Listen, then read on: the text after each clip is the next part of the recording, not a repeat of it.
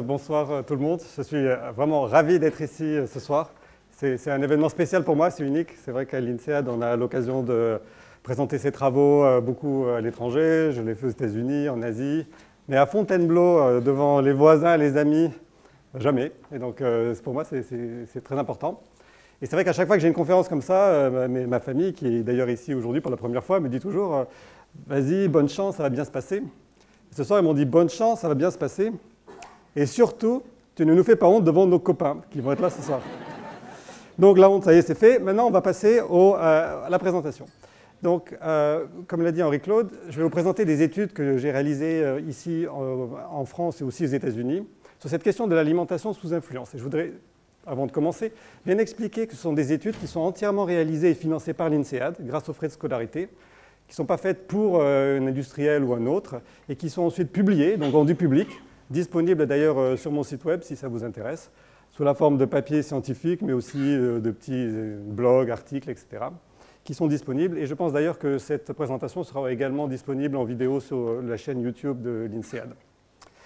Et donc, je vais vous parler de 4 choses aujourd'hui. Déjà, un petit constat sur le poids de l'obésité dans le monde. Savoir ensuite, en numéro 2, comment peut-on résoudre ce problème qui touche tous les pays. Et je vais vous parler des limites de l'approche classique qui a tendance à se focaliser sur l'éducation.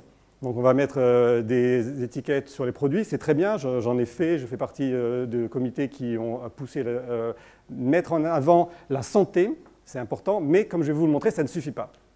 La santé, ce n'est pas suffisant. La santé, ça intéresse surtout les gens qui sont déjà en bonne santé. Et le problème, évidemment, c'est que, oui, parce que ceux qui ne sont pas en bonne santé, par définition, c'est que probablement ils n'ont pas fait très attention à la santé, sauf bien sûr, si c'était des raisons génétiques ou autres.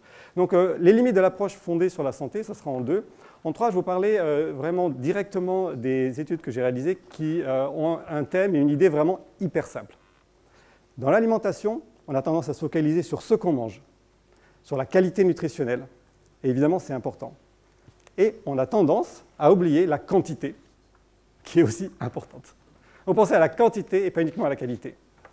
Et à la fin, le dernier aspect, ce sera sur le plaisir. Donc je vous fais attendre, et on parlera du plaisir vers la fin.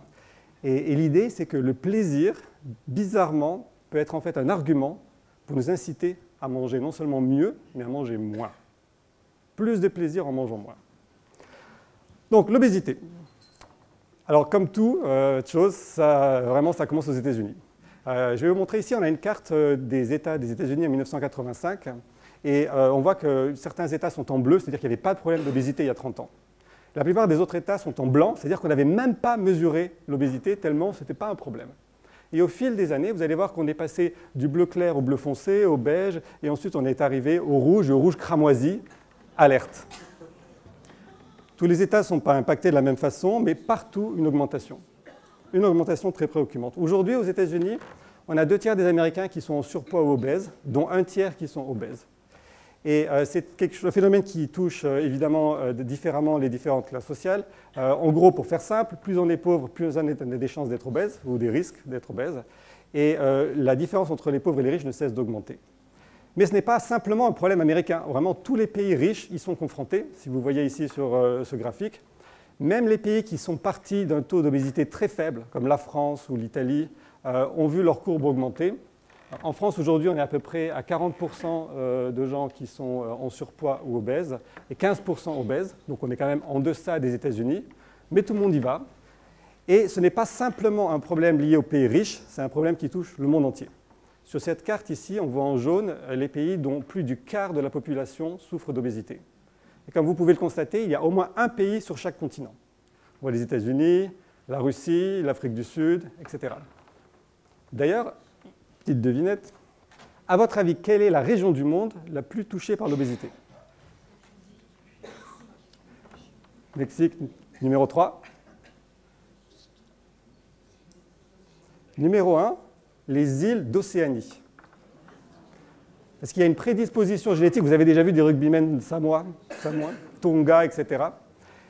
L'île des Samoa américaines à 80% de la population au-dessus du taux d'obésité. Parce que vous rajoutez une prédisposition génétique au régime alimentaire américain, et voilà ce qu'on arrive. En 2, les pays du Golfe arabo-persique, Koweït et Émirats arabes, etc. En 3, uniquement Mexique et États-Unis. Et en 4, les pays du Levant, de la Turquie à l'Égypte. Donc en fait, c'est vraiment un phénomène mondial. Et ce qui est incroyable et complètement inattendu, c'est qu'on est passé en quelques années de problèmes de sous-nutrition à des problèmes de surnutrition, presque dans la même famille d'une génération à l'autre. Ce qui est important quand on pense à l'obésité, c'est de comprendre deux choses. D'une part, c'est un phénomène de masse. Ce n'est pas un phénomène qui touche uniquement quelques cas isolés ou des gens qui, pour des raisons X ou Y, trouveraient ça intéressant d'être obèse. C'est vraiment, ce n'est pas un choix. D'une part, c'est quelque chose qui a touché l'ensemble de la population. On ne peut pas dire que c'est vraiment uniquement une frange. La majorité des gens ont gagné du poids dans les 30 dernières années, des adultes et des enfants. Et ce n'est pas par choix. L'immense majorité des gens qui sont obèses ont tenté et échoué souvent à perdre du poids. Donc c'est un phénomène de masse. C'est un phénomène qui est en fait très insidieux parce qu'il ne suffit de pas grand-chose pour gagner du poids. 100 calories de plus par jour que ce qu'on brûle. C'est-à-dire l'équivalent de 4,5 carrés de chocolat au lait. Mes enfants pourront vous dire que, par exemple, moi, je ne peux pas résister au chocolat au lait. C'est vraiment pas grand-chose. Ça suffit, ces 100 calories de plus, à expliquer 90% de l'augmentation de l'obésité dans le monde. Et c'est très facile, évidemment, de les attraper, ces calories. C'est très difficile de les brûler. Et pourquoi c'est un problème? C'est un problème parce qu'en fait, l'obésité est associée à tout un tas de conséquences très négatives pour la santé. Alors attention, je mets bien l'accent sur le fait que c'est l'obésité. Ce n'est pas d'être simplement un peu en embonpoint, avoir un peu de surpoids, c'est vraiment quand on a un indice de masse corporelle qui dépasse 30-35, que là on a une augmentation énorme. Vous voyez, c'est tout à fait non linéaire. Si on a un poids normal ou un poids un petit peu supérieur, pas de souci. Okay, c'est vraiment quand on arrive en zone rouge. Et là, on a une augmentation des taux de diabète de 9 fois, une augmentation des risques d'hypertension par 3, une augmentation de certains cancers par 3. Et une statistique incroyable, les enfants obèses ont moitié moins de chances de vivre jusqu'à l'âge de 55 ans. Donc on est devant une crise mondiale, une crise de santé publique. Et au-delà de la santé, l'obésité a aussi un effet sur le bien-être de tous les jours. Donc même si on n'est pas obèse au point d'être malade, ce qui se passe, c'est que le regard sur l'obésité a changé. Pour faire simple, quand on avait faim, on vénérait le poids. Et maintenant qu'on est riche et qu'on est gros, on vénère la minceur. Et il y a une artiste italienne, Anna Giordano, qui a fait des montages tout à fait saisissants, où elle a pris en fait des tableaux archi connus comme la Vénus de Botticelli, 1486, qui représentaient les canons de beauté de l'époque, et elle les a photoshopés pour se rapprocher des canons de beauté actuels. Donc voici la Vénus de Botticelli retouchée par Gala. Alors. Et oui, on en est aujourd'hui. Donc on est plus gros et on adule encore plus la minceur. Ça se voit à tous les niveaux. Il y a une stigmatisation anti-obèse dans les médias. Il se trouve qu'en tant que papa de 3 filles, je suis devenu un expert mondial dans les 10 princesses Disney, quelque chose que je n'avais pas anticipé. Et donc vous voyez, on a toutes les teintes de cheveux, les couleurs de peau, les couleurs des yeux, mais il y a une chose qu'elles ont toutes en commun, elles sont minces. Et dans les médias, que ce soit chez Disney ou ailleurs, les gros sont cantonnés au rôle soit du méchant, soit de la meilleure amie rigolote. Okay. On a au travail une taxe. C'est une des dernières catégories qu'on a le droit presque de discriminer légalement, qui n'est pas protégé. 2 à 6% de salaire en moins. Dans la famille, statistique incroyable, je l'ai relu 3 fois, j'y croyais pas. Les enfants obèses ont moins d'argent de poche que leurs frères et sœurs qui ont un poids normal. Les parents eux-mêmes discriminent envers leurs enfants. À l'hôpital, 50% des médecins et des infirmières, lorsqu'on leur demande de manière anonyme, disent que oui, c'est vrai, ils reconnaissent, ils sont biaisés contre leurs patients obèses, puis ils se disent que s'ils sont à l'hôpital, c'est quand même un tout petit peu de leur faute. Donc on a vraiment, quand on est en surpoids, au-delà de l'aspect médical, tout un tas de facteurs qui nuisent clairement au bien-être. Et donc la question, c'est vraiment de se dire comment est-ce qu'on en est arrivé là. Et il y a un autre aspect qui est intéressant, et on peut faire le parallèle avec le tabac, c'est que comme il y a un tabagisme passif, il y a aussi une obésité passive. Les gens, on dit que l'obésité est contagieuse, ça ne veut pas dire que ça s'attrape comme un microbe, mais on sait que statistiquement, les gens obèses ont plus de chances, par exemple, d'avoir des enfants obèses. L'obésité de la mère au moment de la grossesse est un des facteurs de risque très importants de l'obésité de l'enfant qui, évidemment, n'a rien demandé. Il y a aussi un effet au niveau social. Là, je dis pour les jeunes, ici, on a Laurel et Hardy. Hardy le gros, Laurel le petit, et Laurel qui dit « Ah ben Hardy, tu m'as mis dans un sacré pétrin, puisqu'on sait que lorsqu'on a des amis qui sont obèses, on a plus de chances de devenir obèse soi-même. » Dans l'alimentation, il y a une part d'imitation qui est incroyable. Quand on mange avec quelqu'un, on se met en synchronie. Quand l'autre mange, on mange. Si l'autre se resserre, on se resserre. Et d'ailleurs, on dit toujours « Vas-y, vas-y, resserre-toi ». Et donc, il y a un effet d'entraînement, et puis on perd aussi un repère qui est statistiquement prouvé. Plus de chances d'avoir des enfants ou de malchance d'avoir des enfants obèses, plus de chances d'avoir des amis obèses et même des chiens obèses. Aux États-Unis, la moitié des chiens et des chats sont obèses.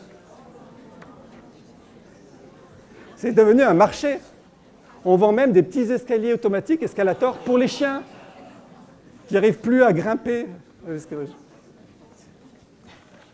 Et alors, statistique incroyable, il y a une corrélation très significative entre le poids du chien et le poids du maître. Ça ne marche pas avec les chats. Les chats, ils vivent leur vie, on sait. Mais à maître obèse, chien obèse. Et c'est d'ailleurs fascinant de se demander pourquoi, mais d'où ça vient. Et alors, il y a 3 explications. On n'est pas encore sûr, mais c'est 3 hypothèses, on va dire. La première hypothèse, c'est l'hypothèse de goût, de préférence. On sait que les gens ont tendance à choisir des chiens qui leur ressemblent. Il y a une pub qui l'a montré il y a longtemps. Donc si on est mince, on va peut-être aimer un petit chihuahua, puis si on est bien costaud, on va prendre le bulldog. Donc les gens choisissent des chiens qui leur ressemblent. Il y a aussi un effet d'imitation. Les chiens imitent le maître. Si le maître dort, le chien dort. Si le maître court tous les jours, le chien va courir. Si le maître mange beaucoup, peut-être qu'il va servir beaucoup au chien. Et alors le troisième aspect, ça c'est l'aspect le plus incroyable. Figurez-vous que lorsqu'on mesure les bactéries qu'on a sur la peau, les gens qui ont des chiens partagent plus de types de bactéries en commun avec leurs chiens qu'avec leurs propres enfants. Donc toutes les léchouilles, etc. Eh bien, ces bactéries, on commence à comprendre qu'elles ont un effet incroyable sur les préférences alimentaires. Quand on dit qu'on a un deuxième cerveau dans l'estomac, ce n'est pas en fait une image, c'est vrai, on a plus de bactéries dans notre corps qu'on a de propres cellules avec notre ADN. Donc voilà. Donc il y a vraiment un effet qui se perpétue. Et la question vraiment, c'est de se demander pourquoi. Et donc évidemment, on se dit, c'est parce qu'on bouge moins. Bon, c'est clair que ça joue. Okay, y a une photo qui fait tout le tour d'Internet. Vous voyez ici les jeunes en pleine santé. Ils sont en train de prendre l'escalier roulant au lieu de prendre l'escalier.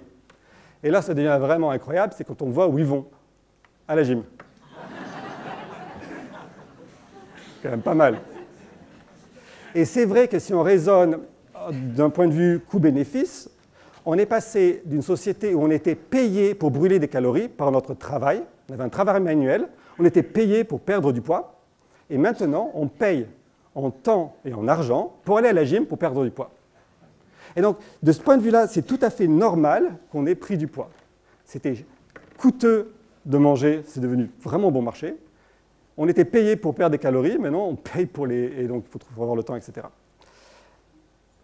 Pourtant, même si ça paraît tout à fait évident, la dépense énergétique, en réalité, surprenamment, a assez peu d'impact et d'effet sur le taux d'obésité.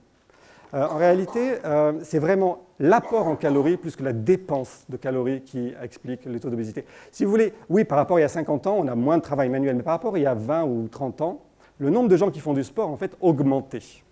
On ne peut pas dire que c'est parce qu'on ne bouge plus qu'en moyenne, en tant que population, on devient plus gros. Et il faut toujours que je fasse attention quand je dis ça, parce que le sport est excellent pour la santé. Il n'y a vraiment aucun doute là-dessus. C'est bon pour le moral, c'est bon pour la santé. Par contre, pour perdre du poids, ce n'est pas aussi bon qu'on pense. Et même quand on a couru pendant 10 minutes sur un tapis roulant, on vous dit « Bravo, vous avez perdu 100 calories », là, les 4 carrés de chocolat. Ce qu'on oublie de vous dire, c'est que si vous étiez resté tranquille devant la télé, vous auriez déjà perdu 50 calories. Parce qu'en ne faisant rien de spécial, on brûle 2000 calories par jour si on est un homme. Donc en fait, c'est très difficile de perdre du poids en courant. Ça ne veut pas dire qu'il ne faut pas. Et donc aujourd'hui, on est en train de revenir en arrière, heureusement. On est en train de transformer des escalators en escaliers normaux, comme vous voyez ici sur la droite. Mais malheureusement, ce n'est pas ça qui explique vraiment pourquoi on gagne ou on perd du poids. Non, vraiment, ce qui explique qu'on gagne ou on perd du poids, c'est finalement assez simple. C'est vraiment l'environnement qui a changé. Si on prend une approche vraiment sur la longue durée, ce qu'on sait, c'est que jusqu'à à peu près 10 000 ans avant Jésus-Christ, il y avait finalement une seule boisson, par exemple, qui était disponible, c'était l'eau. Bon, le lait maternel quand on est un bébé, sinon l'eau. Et depuis que l'homme est homme, c'est-à-dire à peu près 200 000 avant Jésus-Christ, voilà, il n'y avait que de l'eau à boire qui, évidemment, n'a pas de calories. Si on regarde ce qui s'est passé dans les 10 000 dernières années, et surtout dans les 100 et dans les 50 dernières années, on a une inventivité incroyable, où l'homme a inventé d'abord la bière, le vin, les jus, et puis après, évidemment, les liqueurs, l'alcool, pour terminer avec le coca, etc. Et donc, c'est arrivé à toute vitesse, pendant un laps de temps si court qu'évidemment, notre métabolisme, nos gènes n'ont pas eu le temps du tout de s'adapter. Et aujourd'hui, donc, on arrive là. En fait, on dit que l'obésité est une réaction normale à un environnement devenu anormal. Aujourd'hui, on est entouré d'aliments délicieux, pas chers, faciles à préparer, partout. On va mettre de l'essence, on fait la queue n'importe où. On va prendre l'avion, on se retrouve dans un grand restaurant, quoi. C'est devenu vraiment hyper tentant. Et comme le disait Oscar Wilde, on s'est résisté à tout, sauf à la tentation. Et donc on a des tentations qui nous entourent, des produits magnifiques, notre corps n'est pas adapté. Donc ça, c'est le constat d'obésité. Pourquoi, comment, et maintenant, qu'est-ce qu'on fait? Donc là, je vais vous parler des approches classiques. L'approche classique, c'est vraiment de dire il faut manger mieux. Et je vais être très clair, oui, il faut manger mieux. Mais ça ne suffit pas. L'approche classique, c'est de dire le monde se partage en deux. C'est comme dans le bon, la brute et le truand. Il y a d'un côté les mauvais aliments, de l'autre les bons aliments. Les mauvais aliments, bad food, le chocolat, Burger King, McDonald's, la glace, c'est tout ce qui est bon. Pas de bol. À droite, les aliments bons, c'est les brocolis, les sushis, etc. La salade. Et c'est évident qu'on ne peut pas dire que tous les aliments se valent. Et moi, une question qu'on me pose souvent en tant que prof de marketing, on me dit, mais pourquoi? Pourquoi est-ce que les entreprises de l'agroalimentaire ne peuvent pas gagner de l'argent en vendant de la salade, des brocolis, au lieu de vendre de la glace et des burgers? Et j'ai entendu ça vraiment partout, des gens, des diététiciens fameux, quand on était à Harvard, ils me disent, mais pourquoi? Je ne comprends pas pourquoi. Pourquoi est-ce que les gens boivent du coca? Il n'y a rien au niveau nutritionnel. Je dis, bah, le plaisir, c'est juste, c'est quoi cette histoire? Quand on est médecin, le plaisir, on ne connaît pas. Okay. Et il y a quand même un point commun chez tous les gens qui pensent que finalement, il suffirait de passer de ça à ça. Et ce point commun, c'est que la plupart des gens qui pensent ça, ils n'ont jamais eu d'enfants. Parce que tous ceux qui ont eu des enfants, ils savent combien c'est difficile de remplacer les bonbons par les brocolis. Ah oui. Et si vous n'êtes pas convaincu, je vais vous montrer ici une pub. C'est une pub, en fait, c'est en anglais, mais vous verrez, c'est hyper simple. Ici, on a un adulte qui essaye d'inciter les enfants à manger des bonbons pour Halloween, bons pour la santé. Mais comme c'est Halloween bientôt, je pensais que ce serait le moment. Et donc, vous verrez, il leur propose des trucs délicieux à l'artichaut, etc. Et puis, vous allez voir la réaction des enfants. Who likes Halloween candy? Me! Well, we're going to replace candy with some healthy Halloween treats today. These are called veggie fruit chews, guys. This is the most worst I ever tasted. Not good. Mine tastes like broccoli. Yuck. Mine's tasting like poo-poo. Kinda good, kinda bad. Be honest with me, Adriana. It's bad. We have asparagus flavor, beet flavor, vitamin A and D. Hey, you're saying disgusting stuff is good stuff, and it's disgusting. You're gonna love these healthy nori pops. Nori pops? It also has a fibrous quality, which is gonna get your colon going in the morning. They're disgusting. These are tofu ghost mellows. Tastes like rotten dough. What about artichoke buttercups?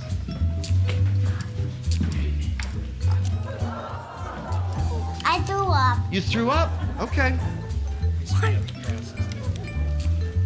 They're delicious, healthy cupcakes. It tastes like poopy Insane, pinata. counting riboflavin. B12. B12 is like the best treat you can get on Halloween. It's like the worst thing I've ever tasted. I think I need water. These are the treats that are replacing candy on Halloween. How do you like Halloween without candy? I want candy! Voilà, ça c'est ce qui se passe tous les jours, en tout cas chez nous. Peut-être pas chez vous, mais toujours mieux chez les autres. Donc, le premier problème de remplacer les aliments qu'on aime par les aliments bons pour la santé, c'est que c'est pas, dans l'alimentation, c'est pas compliqué. C'est quoi les critères importants? C'est le goût, le goût, le goût. Le prix, le côté pratique. La santé, vraiment, ça n'intéresse pas grand monde. Or, même si on arrive par des prouesses technologiques à réduire le salé, le gras, le sucré en conservant le goût. Il suffit de vous dire « Ah, améliorer un bonbon allégé » pour que les gens pensent « Oulala, ça va vraiment être infect, je ne touche pas à ça ». Donc premier problème, d'améliorer la qualité nutritionnelle, le rejet. Deuxième problème, c'est quelque chose qu'on a beaucoup étudié ici à l'INSEAD, c'est ce que j'ai appelé l'effet de halo. Vous vous souvenez, les deux catégories, les deux colonnes. Il suffit souvent de pouvoir mettre en avant un point positif. Par exemple, allégé, par exemple, sans gluten, local, bio, pour faire catégoriser et faire passer le produit de la colonne du mauvais à la colonne du bon. Et du coup, on pense que ça va avoir par magie tous les attributs rêvés d'un produit bon pour la santé, comme par exemple celui de ne pas faire grossir. Et donc, pour tester cette hypothèse, donc là, c'est ce qu'on fait nous à l'INSEAD quand on a des idées, mais après, il faut qu'on les teste. Je suis allé chez un marchand de bonbons chocolatés très connu. Ça commence par M et ça finit par M. Et si vous allez sur leur site web, vous pouvez en fait imprimer sur les bonbons, je les ai ici, ce que vous voulez. D'habitude, les gens impriment bon anniversaire, je t'aime, etc. Et nous, on a imprimé allégé en matière grasse, light. Ce ne sont pas des bonbons allégés, c'est des bonbons tout à fait normaux, on a juste menti. Bon, on est prof de marketing, donc on a le droit. Et après, on l'a dit aux gens, je vous rassure. Et donc, on a regardé combien les gens se servaient des mêmes bonbons qui étaient soit présentés comme normaux ou allégés en matière grasse. Donc, on a fait l'étude sur plus de 300 personnes aux États-Unis, on l'a répliquée en France. Et là, en fait, c'était France 5 qui s'intéressait à ce sujet. Et ils ont fait une toute petite démonstration à Paris. Vous allez voir le micro-trottoir des gens qui se servent en bonbons allégés ou normaux. Pierre Chandon propose à la moitié des volontaires de prendre des bonbons classiques. La plupart choisissent de petites quantités. L'autre moitié doit piocher dans le saladier allégé. Et là, il se lâche.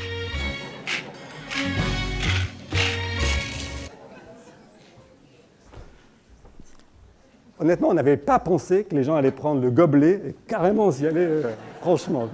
C'était beau à voir. Et quand on demandait aux gens, mais pourquoi? Ils ont dit, ah ben c'est allégé, c'est bon pour la santé, je peux en manger autant que je veux sans grossir. Il y a juste un petit souci. Quand l'allégation, la promesse allégé en matière grasse veut dire qu'on a 30% de matière grasse de moins. Ça ne veut pas dire du tout qu'on a moins de calories. Parce que souvent, ce qui se passe, c'est qu'on remplace les matières grasses par du sucre. OK ? Et là, voilà les résultats. Lorsque c'était des bonbons présentés comme étant normaux, en moyenne, les gens se sont servis pour 192 calories. Ils ont pensé qu'ils en avaient, s'étaient servis pour la moitié. Ça, c'est un biais sur lequel je reviendrai. Lorsque ces bonbons étaient présentés comme allégés en matière grasse, étant exactement les mêmes bonbons, on a une augmentation de la quantité consommée de 46%. Et donc c'est ça le problème numéro 2 de reformuler les aliments, c'est que c'est bien gentil d'enlever du gras, du sucre, etc. Et si on en mange 2 fois plus derrière, si on enlève du sel dans la soupe et que derrière on ressale, eh bien, on n'aura pas fait beaucoup de progrès. Et cet effet de halo, c'est un effet qui est très fort, qui est vraiment pernicieux, parce qu'on a tendance, encore une fois, à stéréotyper les aliments. Ok, question rapide. Quelle canette contient le moins de calories? Le Coca-Cola ou une canette de jus de pomme sans sucre ajouté, 100% naturel? Réponse, évidemment, il y a un truc. Le Coca-Cola. Une canette de Coca-Cola, c'est 140 calories. Une canette de jus de pomme sans sucre ajouté, 100% naturel, un des 5 portions de jus de fruits par jour, c'est 154 calories, 14 calories de plus. Quand on demande aux consommateurs d'estimer le nombre de calories, c'est facile, on dit « Ah, Coca, mauvais, méchant ». 230 calories, une surestimation de 67%, un effet de halo négatif. On exagère la dangerosité du Coca. La pomme, sans sucre ajouté, ça c'est top. On sous-estime, ici, de 16% les calories. Résultat des courses, on pense que le Coca a 100 calories de plus que le jus de pomme, alors qu'il en a 14 de moins. Alors qu'on se comprenne bien, je ne suis pas en train de dire qu'il faut consommer du Coca. Je suis en train de dire que si vous passez du Coca au jus de pomme en espérant manger moins, vous aurez une mauvaise surprise. Ça va être l'inverse, vous allez avoir plus de calories. Cet effet de stéréotype, on le retrouve partout. Et là, on avait fait une étude d'ailleurs avec, entre cobayes, entre guillemets, certains collègues de l'INSEAD qui étaient venus interviewer par envoyé spécial. C'est une autre vidéo pour vous. Notre panel ne va pas manger, mais répondre à cette question. Vous faites attention à votre ligne avant l'été. C'est l'heure du déjeuner spontanément. Quel plat choisissez-vous? Quel est, selon eux, le plat régime le moins calorique? Forcément, je vais prendre la salade. Il y a des légumes, il y a de la verdure, ça a l'air assez sain.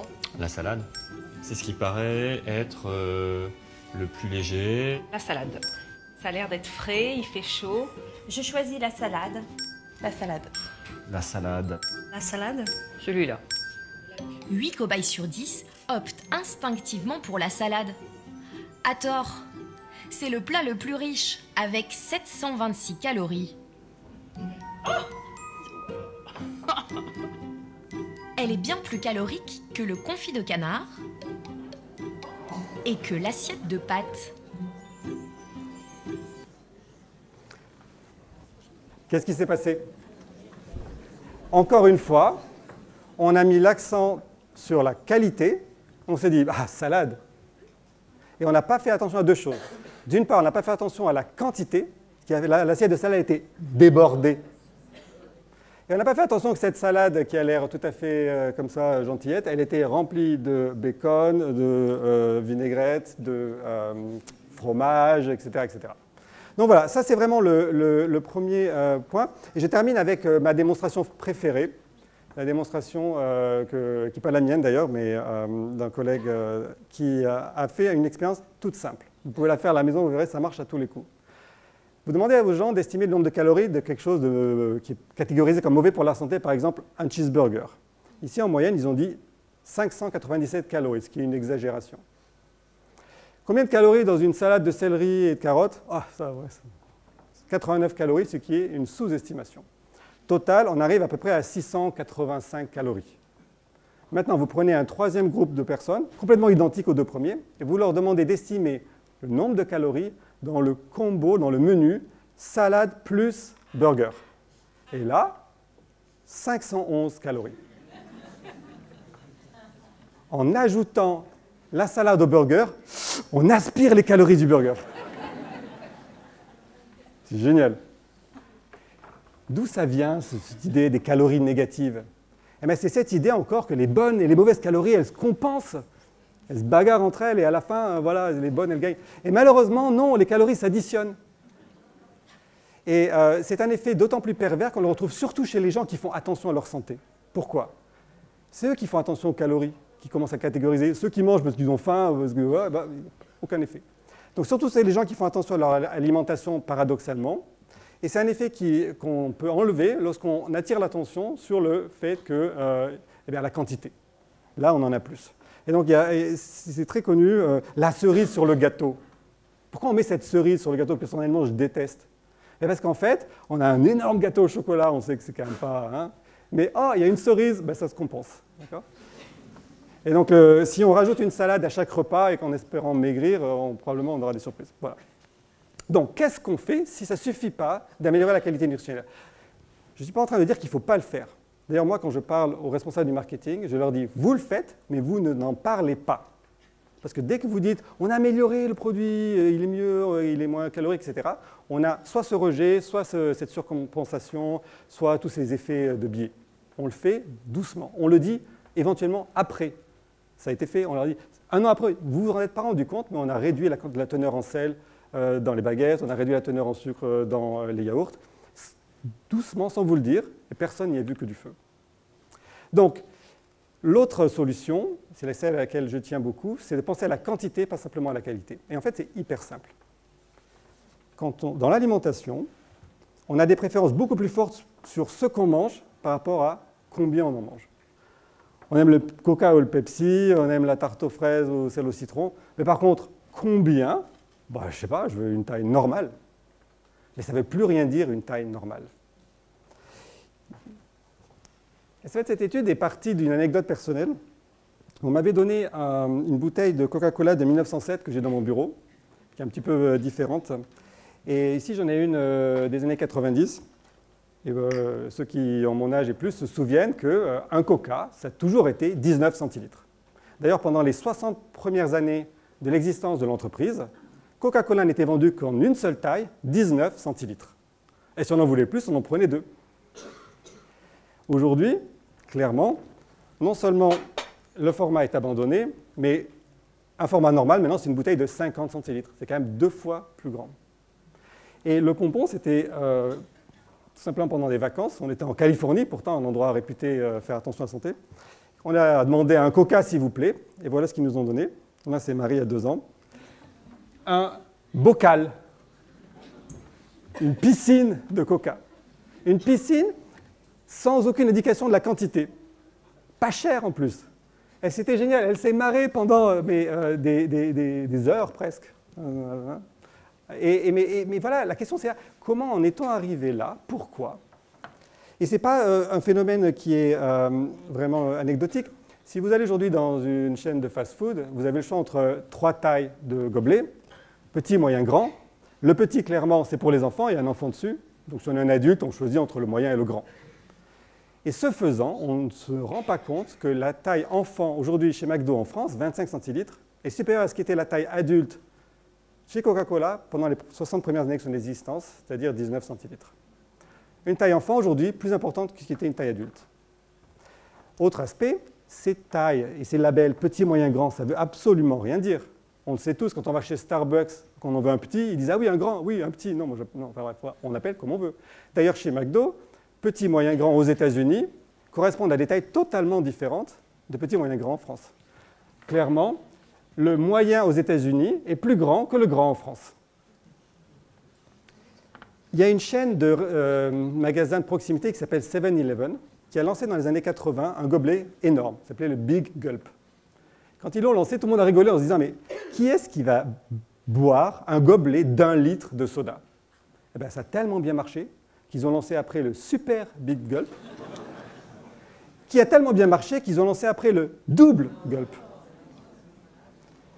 On est quand même passé de 19 centilitres à 190 centilitres, fois 10. Quand même pas mal comme augmentation. Et on peut se demander déjà pourquoi. Il faut bien comprendre que si on a un restaurant ou un supermarché, le coût du soda, c'est rien. Ça coûte à peu près 3 centimes pour 3 centilitres. Ce qui coûte, c'est les frais fixes. C'est le coût de l'emplacement, le loyer, ce sont les salaires, la publicité, etc. Une fois que vous rentrez dans le magasin, si on peut vous vendre pour un peu plus, ça sera tout bénéfice pour le magasin. C'est la raison pour laquelle, par exemple, quand on va au cinéma, on a pour quelques centimes de plus une taille de pop-corn gigantesque. Et c'est en fait vraiment une motivation économique évidente. D'ailleurs, on peut se demander même pourquoi ils en sont arrêtés là.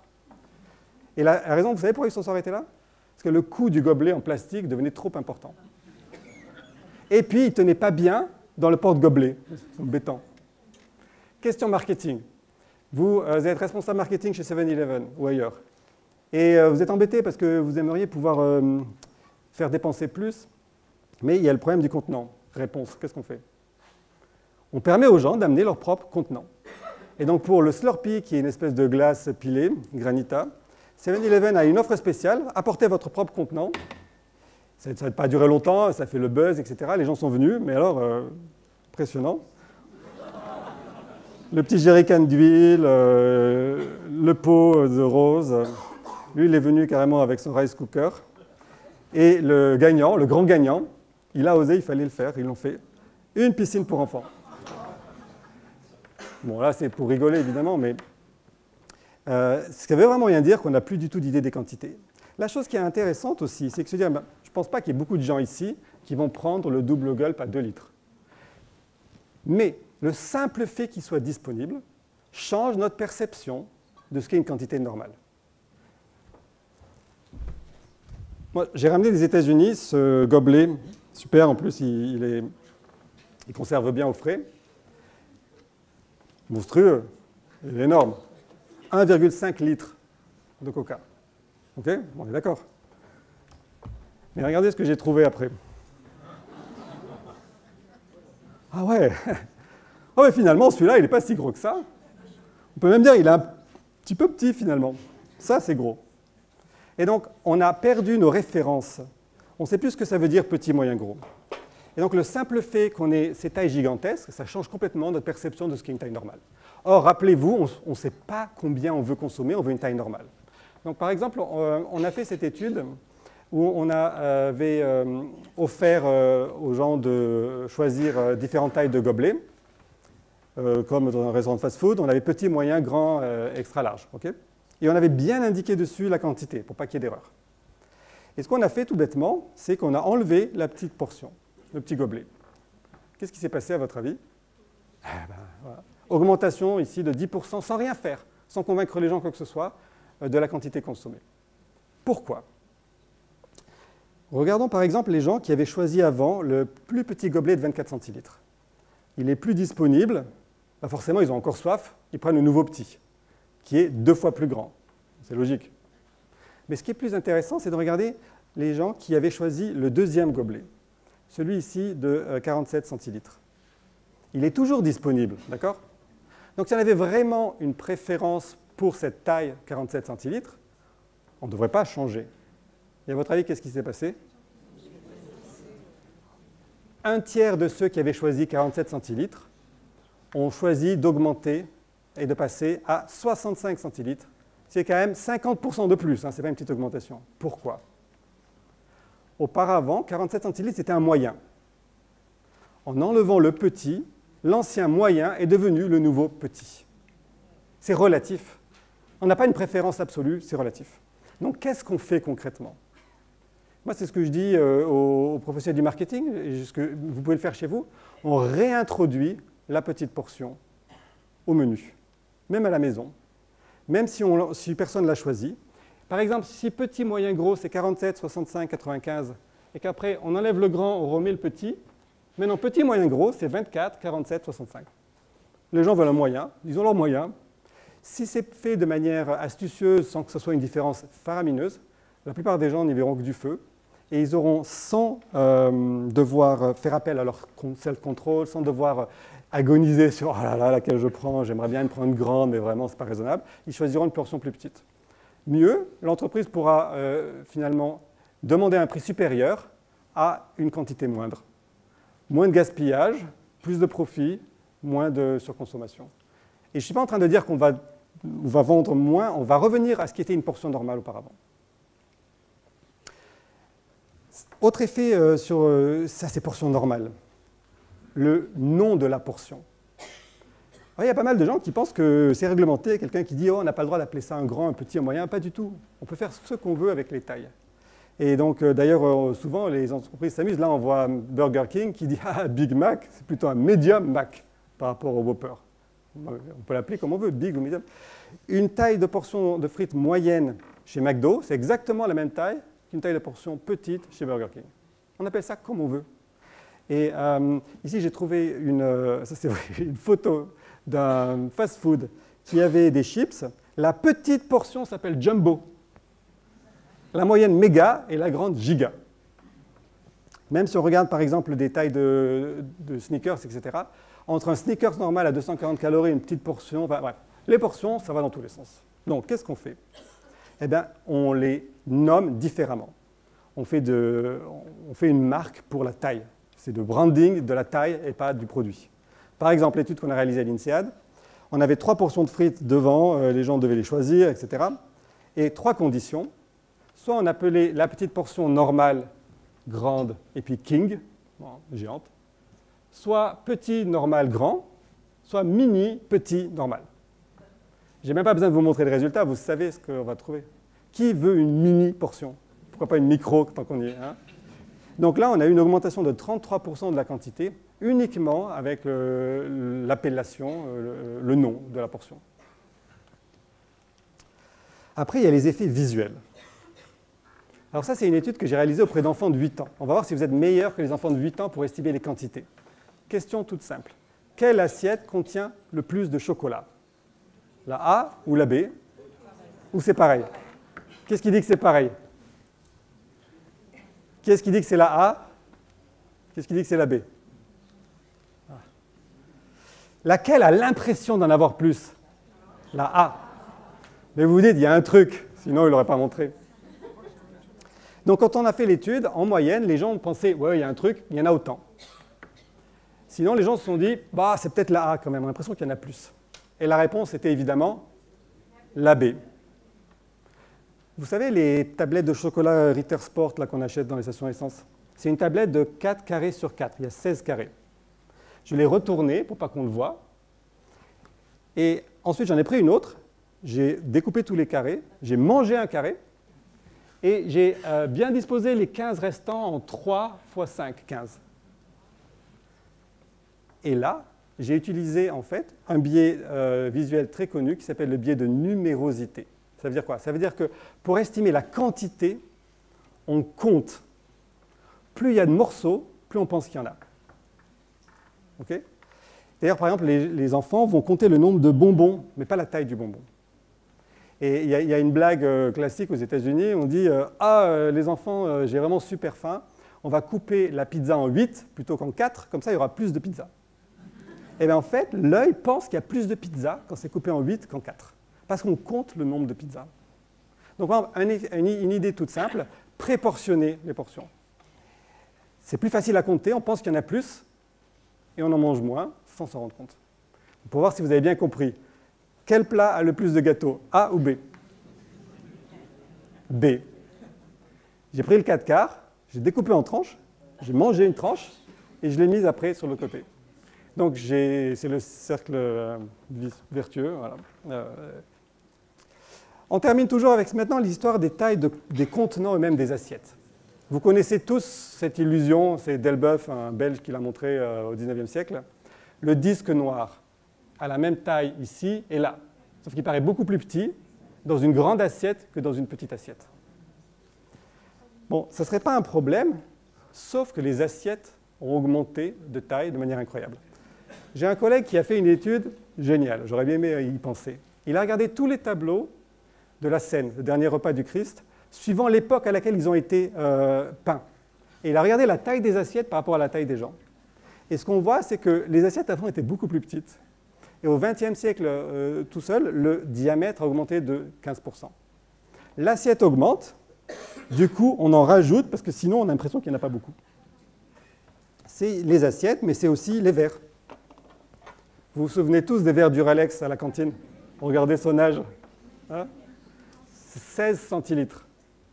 Ça, c'est le verre Duralex aujourd'hui. Voilà. Ben, on a tout compris. C'est sûr que si on se verse du jus d'orange là-dedans, combien tu veux? Un verre seulement, ça ira. Voilà, ouais. J'ai ramené ici, j'ai acheté sur eBay un verre à cocktail des années 50. Ça, c'est un verre à cocktail aujourd'hui. Combien tu as bu, chérie? Oh, juste un verre. Ah bon, ça va. Okay.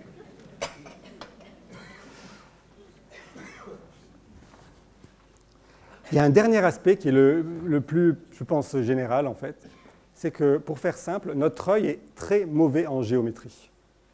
Quand on augmente la taille d'un objet, quel que soit l'objet, on augmente la taille de 100%, on double l'objet, l'œil pense qu'on l'a augmenté de 50 à 70%. Ça, c'est un truc assez important et c'est assez bizarre, mais ce qui se passe, vous prenez un diamant de 2 carats, vous le mettez à côté d'un diamant d'1 carat. Celui de 2 carats n'a pas l'air 2 fois plus gros que celui d'1 carat. Il a l'air juste un peu plus gros. C'est un phénomène général qui fait que notre perception n'est pas assez sensible. Et ce n'est pas uniquement dans les tailles c'est en tout. Si je mets une bougie dans une salle noire, elle va apporter une certaine lumière. La deuxième va apporter plus de lumière, mais moins que la première. Lorsque j'aurai 10 000 bougies, j'en rajoute une, aucun effet. Donc notre perception n'est pas linéaire, et dans le cas des tailles de portions, ça se voit surtout lorsqu'on essaye d'augmenter plusieurs dimensions à la fois. Donc dans cette étude ici, on disait aux gens, voilà, le petit tube là, il fait 10 centilitres ou 10 grammes, peu importe. Essayez de deviner la taille des autres tubes. Et on récompensait les participants en fonction de la justesse de leur estimation. Donc ils savaient qu'il y avait une bonne réponse, ils faisaient très attention, ils voulaient gagner, etc.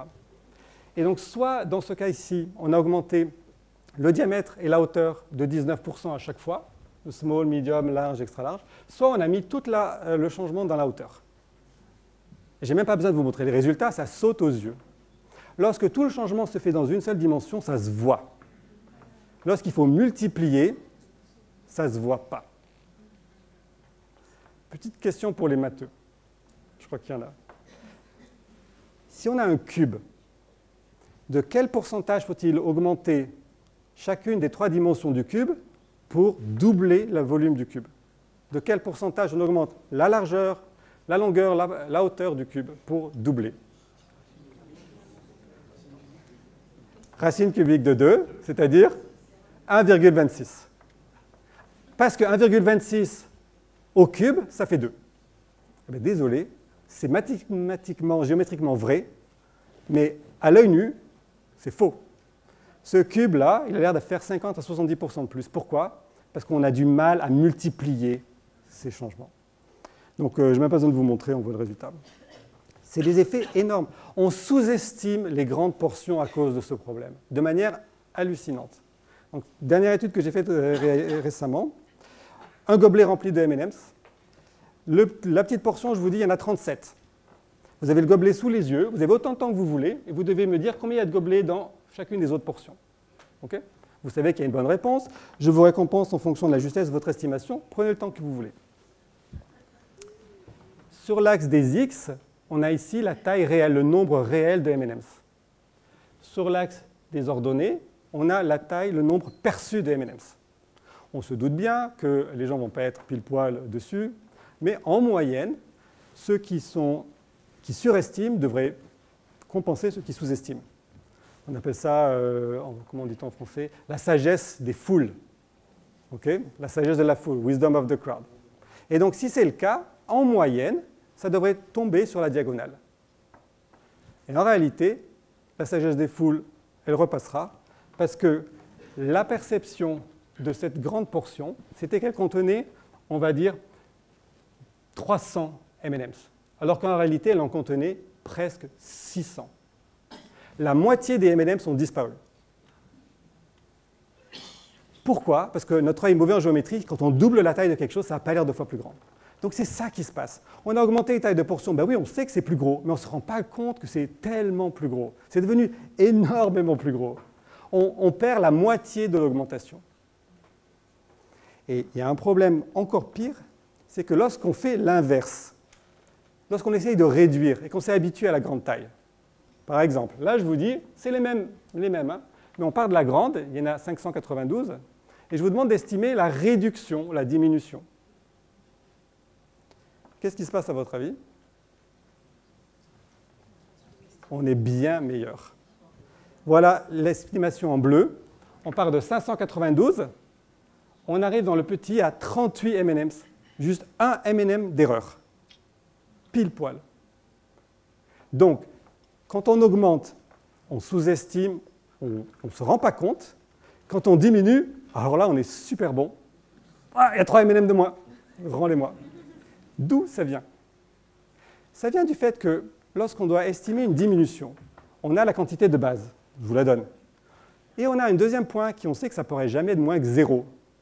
Donc on a 2 points pour nous aider. Ça s'appelle une interpolation entre 2 points. C'est facile. Lorsque ça augmente, on a la quantité de base et on ne sait pas jusqu'où ça va aller. C'est beaucoup plus difficile. Et du coup, on oublie. Et ça, c'est le problème. C'est que les portions augmentées, on ne s'en est pas rendu compte, on s'en est accommodé. Et quand les fabricants essaient de les diminuer, tout le monde hurle. Ça passe à la télé. On sait bien qu'une diminution, ce n'est pas agréable. Enfin, une augmentation de prix, ce n'est pas non plus génial en tant que consommateur. Et pourtant, ça ne passe pas aux 20 heures. C'est vraiment dû au fait qu'on est très perceptible pour les diminutions. Donc, pour résumer cet aspect sur les tailles, pensez quantité, pas qualité. On est mauvais à estimer les tailles, on est influencé par l'offre, ce qui est disponible. On veut une taille relative, une taille moyenne. Ça dépend de la comparaison. Souvenez-vous de celle-là. Ça dépend du nom de la taille. Ça dépend de la taille de l'assiette. Ça dépend de est-ce que c'est en petits morceaux. Ça dépend de si ça augmente ou ça diminue. Bref, il ne faut pas faire confiance à nos yeux. Si vous voulez vraiment faire attention aux tailles des portions, eh bien, il faut vraiment lire l'étiquette. Inversement, ça nous donne aussi une solution si on veut, je ne veux pas dire maigrir, mais éviter de grossir. Qu'est-ce qu'on fait? On remplace les anciennes assiettes par des petites nouvelles, pas chères, sympathiques, mignonnes, sans le dire évidemment. On remplace les anciens verres énormes par des plus petits. Si on réduit de 20%, 30% sans que ce soit une réduction gigantesque, on va le voir un peu au début, puis on va s'y habituer. C'est comme les tranches de jambon. Le jambon qui a 25% de sel en moins, elles sont un petit peu plus fines. Peut-être si on est fort, on s'en rend compte. Mais au bout d'un moment, on se dit, c'est une tranche, c'est une tranche. Et ce faisant, on arrive à mieux inciter les gens à choisir des portions raisonnables sans faire appel à la volonté. Parce que la volonté, ça va un moment. Mais après, hein. Donc, c'est plus facile de changer notre environnement à la maison. On cache les MEMS, déjà, on n'en achète peut-être pas. On les met loin, on met dans une petite quantité, que de faire confiance à sa volonté. Et maintenant, je vais parler du dernier aspect, c'est que c'est donc sur le plaisir. Alors, le plaisir. Donc là, j'ai un titre peut-être un peu provocateur. Le plaisir allié pour manger moins. Pas simplement mieux, mais moins. Vraiment, moi, quand j'aime quelque chose, j'en mange plus. Les brocolis, j'aime pas, j'en mange pas. C'est quoi cette idée de plaisir? Pour vous expliquer, encore une fois, je vais étudier le choix de la taille de portion. Par exemple, à la fin du repas, on prend un dessert ou pas? Bon, on a tous confronté à ça.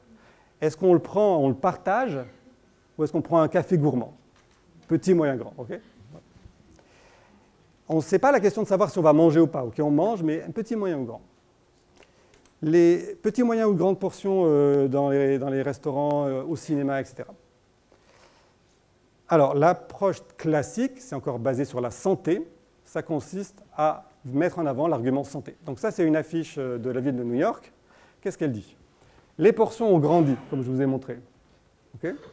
Le taux de diabète lui-même aussi a augmenté. Et on vous dit, réduisez vos portions, réduisez votre risque, sinon on vous réduit la jambe. Parce que le diabète, quand c'est à un stade très avancé, malheureusement, c'est la vérité, ça entraîne des amputations. Bon, qui est-ce qui veut un coca maintenant? Alors, bon, c'est vraiment direct, hein, vous imaginez bien que les restaurants, ils n'aiment pas trop ce genre de pub. Ils ne vont pas la mettre sur leur gobelet. Hein. Hey, allez-y, buvez, puis on va vous couper la jambe. D'accord? Donc, il y a du lobby, on dit non, oui, c'est pas vrai, il n'y a pas que les coca, il y a aussi les frites. Enfin bref, donc, la question qu'on a étudiée avec un des doctorants ici à l'INSEAD, est-ce qu'on pourrait trouver un autre argument que la santé, qui fait peur, qui intéresse que les gens qui s'intéressent à la santé? Et puis le problème de ces arguments chocs, c'est qu'ils sont dérangeants, donc on oublie, on n'a pas envie de les lire. Est-ce qu'on peut utiliser un argument lié au plaisir qui pourrait concilier dans un win-win-win, hein, gagnant-gagnant-gagnant, la santé, l'économie et le plaisir? Et donc je fais l'hypothèse que oui. Donc on revient à notre choix, petite part de gâteau, grande part de gâteau. Pourquoi on choisit la grande part de gâteau? Il y a d'une part parce qu'on a peur d'avoir faim. Okay? On se dit, est-ce que j'aurai encore faim après la petite part de gâteau? Bon, okay. Il y a aussi un effet d'aubaine.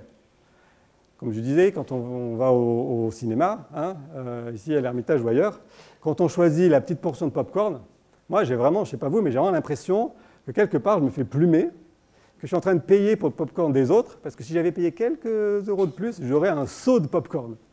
Okay? Et c'est vrai, c'est moins cher au kilo, en volume, quand on achète une grande quantité. Donc voilà, c'est ces deux facteurs qui nous incitent à choisir un peu plus grand. Ah, comme ça, je n'aurai pas soif, et puis comme ça, ce sera moins cher. Ce qu'il faut, c'est trouver un argument qui favorise la petite portion. Et en fait, cet argument, il existe, et on le connaît tous.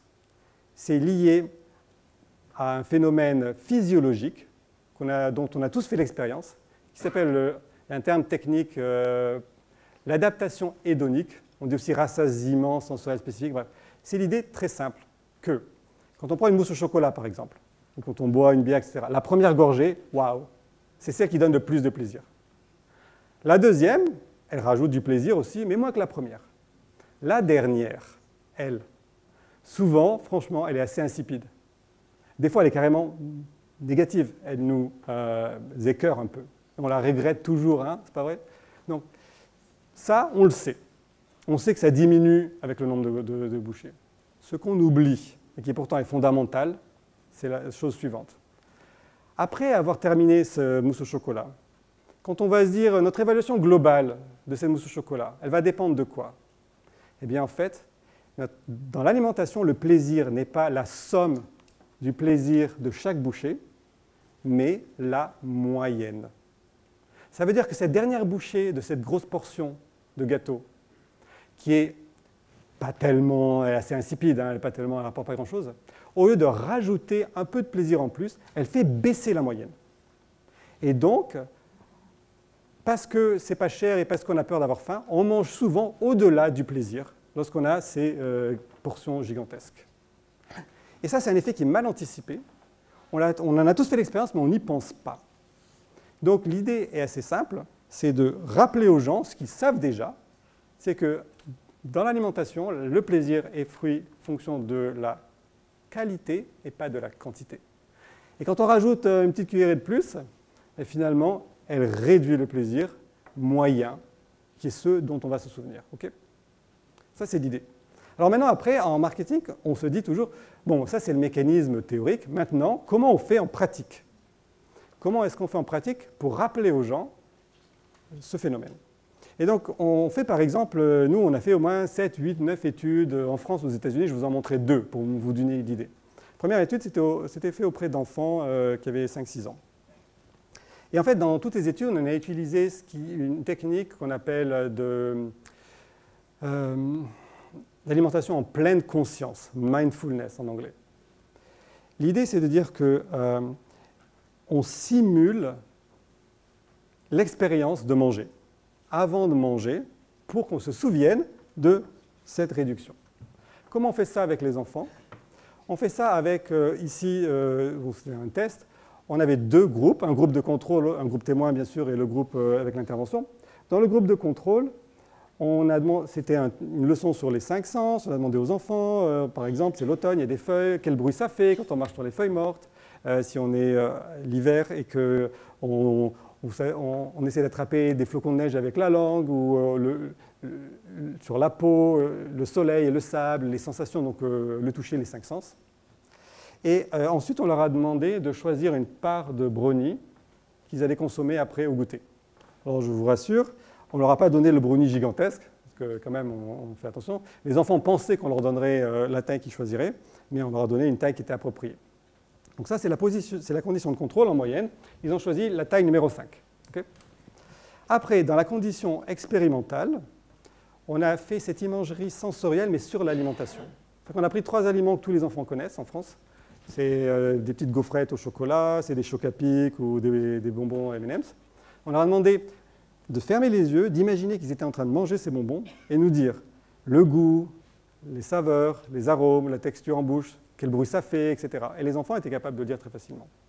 Et en faisant ça, ils ont simulé l'expérience de la consommation. Et en fait, ce qu'on est en train de découvrir, c'est que le cerveau, il n'est pas très bon en géométrie, mais c'est un excellent simulateur. La réalité virtuelle, ça existe. Et en fait, quand on simule l'alimentation, on a par exemple même les réflexes moteurs d'attraper, de manger et de saliver qui inconsciemment, automatiquement se mettent en route. Et en fait, on simule facilement. Et donc là, en moyenne, les enfants sont passés de la taille 5 à la taille 3.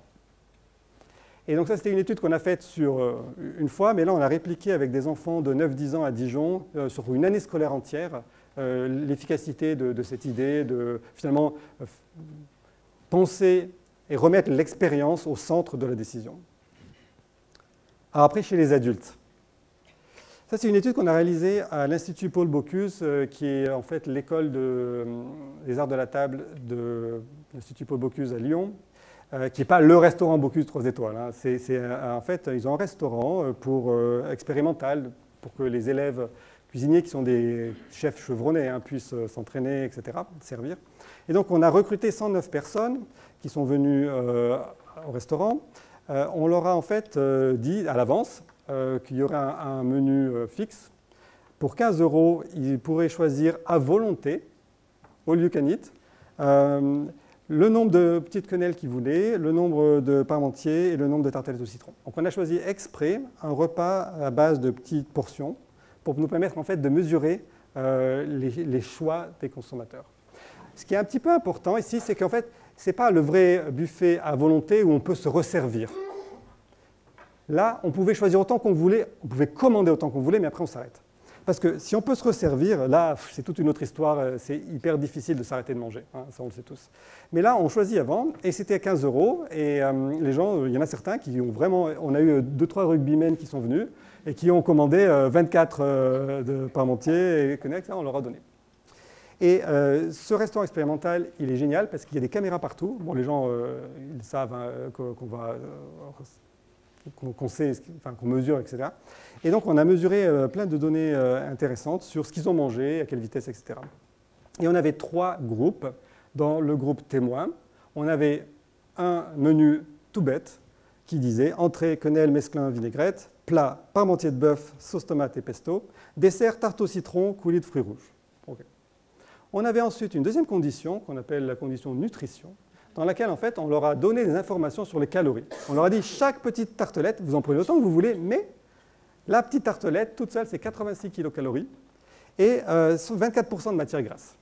Ça en fait c'est ce qui était censé devenir la loi aux États-Unis avant que Trump décide de tout changer évidemment parce que c'était Obama qui l'avait dit. Bref, mais c'est quelque chose qui est déjà une réalité dans pas mal de restaurants aux États-Unis et j'avoue que c'est assez au début ça fait drôle. Hein. On est là, on dit ah je vais me régaler et tout, puis on voit ah le steak il a 1200 calories, oups. Mais c'est l'approche classique, on va mettre en avant la santé et on va espérer que les gens fassent les bons choix. La troisième condition, c'est cette approche plaisir. Et en fait, on est juste réinventé, si vous voulez, ce que les restaurants gastronomiques savaient depuis toujours. C'est-à-dire qu'on a dit aux gens, on a mis en avant les propriétés multisensorielles des plats. Et alors pour l'anecdote, en fait, avec mon doctorant Yann, on avait écrit nous-mêmes un descriptif. Et puis le maître d'hôtel de Bocuse nous a ri au nez, nous a dit « vous y connaissez rien ». Et il a écrit un petit poème pour chaque plat, en disant « bœuf subtilement relevé au piment d'Espelette sous une généreuse purée de pommes de terre, surmontée d'une croustillante chapelure de parmesan, basilic, ail et tomate l'accompagneront d'un mélange de 2 sauces estivales colorées. » C'était que du surgelé. Pour 15 €, on ne peut pas imaginer, hein, avec le vin en plus. Mais waouh, ça a l'air appétissant. Et en plus, on leur a dit, quand vous mangez, la vue prépare le toucher, l'odorat, etc. On leur a dit, faites attention à ce que vous mangez, quoi, globalement. Résultat. Combien ils ont commandé, combien ils ont mangé? Ils ont, voilà. Condition de menu de contrôle, à peu près 1000 calories. Okay. Menu nutrition, eh ben, ça a marché du tonnerre. Ça a même trop bien marché. Ils sont passés de 1000 calories à 680. Moi, je pense qu'il y en a certains qui avaient faim à la fin, qui se sont arrêtés chez McDo. Hein? Parce que là, c'est un effet qui est trop fort, ce n'est pas durable, ce n'est pas possible. Dans le menu sensoriel, une réduction plus raisonnable de 18%. Ils ont consommé moins. On leur a dit que c'était meilleur et ils ont commandé moins. On a en fait des caméras qui ont permis de mesurer le temps passé à manger. Et ce qui est fascinant, c'est que les gens dans le menu sensoriel ont passé plus de temps à manger moins. C'est la définition de savourer. Savourer. Au lieu de parler, regarder son téléphone, etc., on savoure. Et quand après on a mesuré la satisfaction, c'est important pour le marketing, eh bien, le menu nutrition, bof, hein, franchement, pas terrible. Hein. La satisfaction, elle a bien baissé, alors que dans le menu sensoriel, elle a plutôt augmenté. On leur a demandé aussi, ce repas de 15 €, honnêtement, il les valait. Vous auriez été prêt à payer combien? Dans la condition de contrôle, ils ont dit, ouais, ça les valait, vraiment, ça valait même 17 €, okay, 16,9. Dans la condition de nutrition, ils ont dit, vraiment, ça valait pas plus que 15 €.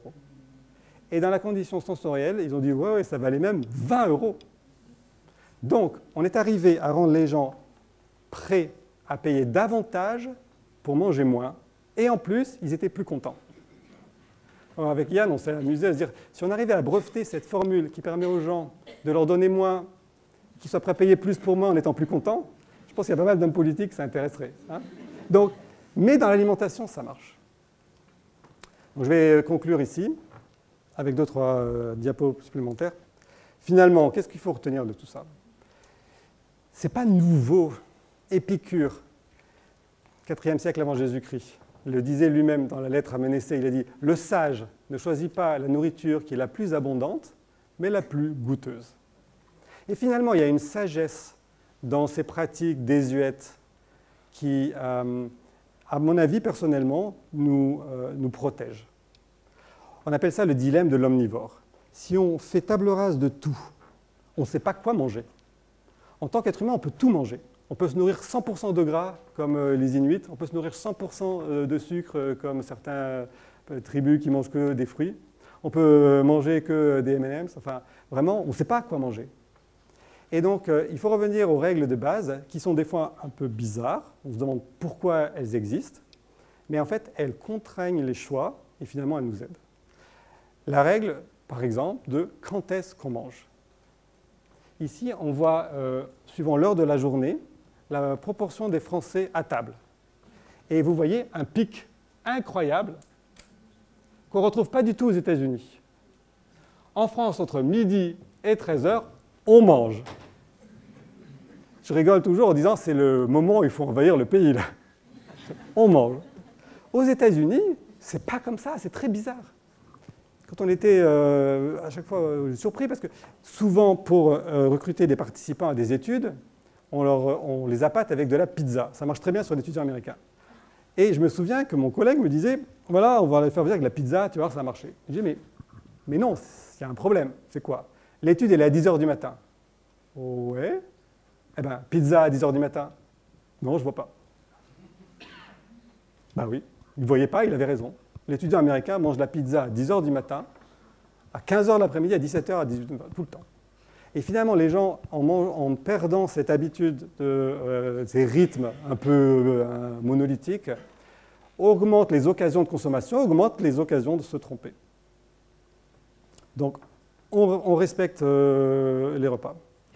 On respecte ces normes sociales que Michael Pollan a réinventées avec trois vraiment idées très simples. On mange quoi? Il dit « eat food ». On mange de la nourriture, la vraie. Mostly plants, surtout d'origine végétale. Pas 100%, hein, c'est pas que s'il dit, mais surtout, c'est quand même mieux. Not too much, en modération. Voilà, c'est tout. Voilà, déjà, on oublie les oméga 3, les HEA, etc. Ça suffit. Et surtout, on en fait une habitude. Vous voyez ici, c'est les recherches Google et suivant la période de l'année. Et donc, on a une énorme saisonnalité. Il y a quelqu'un d'autre qui parle en même temps. À votre avis, c'est quoi les pics là, de recherche Google sur mincir? Non, ce n'est pas l'été. Les fêtes, c'est janvier. Regardez ça, c'est hallucinant. OK, pendant l'année, OK, bon, peut-être un petit pic là, avant les vacances sur la plage. Ouais. Bon, alors là, quand on arrive en novembre, décembre, alors là, ça ne nous intéresse pas du tout de mincir. Mais alors, au 1er janvier, ça y est, je m'y mets. Et puis au 2 janvier, vraiment, bof. Ah bah, cette année, je m'y remets, hop, bof, hop, bof. Donc, c'est ça le problème. Et on sait très bien que ces régimes, c'est pas bon pour la santé. Le régime est une des causes de la prise de poids. Je termine là-dessus, je vous remercie. Je vous rappelle que si ça vous intéresse, c'est disponible sur mon site web, pierrechandon.com.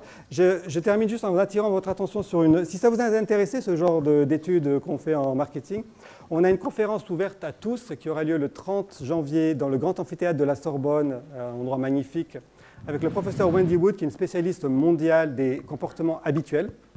Si vous voulez savoir comment faire pour arrêter ces mauvaises habitudes, comment encourager les bonnes habitudes, le seul hic, entre guillemets, c'est que c'est en anglais, ça vient des États-Unis. Mais vous pouvez aller sur ce site, tinyurl.com Wendy Wood. Vous trouverez sur l'INSEAD pour vous inscrire. Si ça vous intéresse, ça va être, à mon avis, quelque chose de passionnant. J'y serai, je ferai l'introduction. Et je crois que là, on a un peu de temps pour quelques questions. Et moi, je vais m'arrêter maintenant. Merci.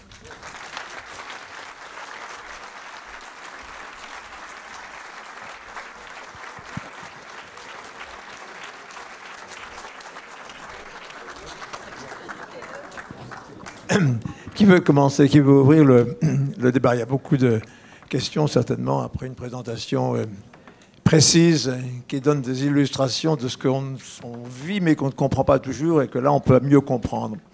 Qui veut poser la première question?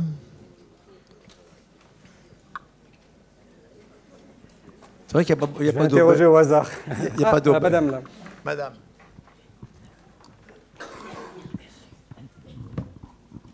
Bonjour. Moi, j'aime bien manger, voilà, et je me pose pas trop de questions sur mon poids. Mais j'ai eu quelques problèmes de circulation et mon ostéopathe, médecin du sport, m'a supprimé les laitages et le blé.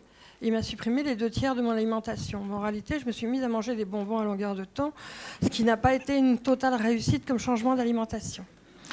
Donc je me suis mis à chercher des livres et j'ai trouvé un livre américain qui était trop marrant pour le titre. C'était « Manger gras et maigrissez ». J'ai trouvé ça rigolo déjà, donc j'ai acheté le livre.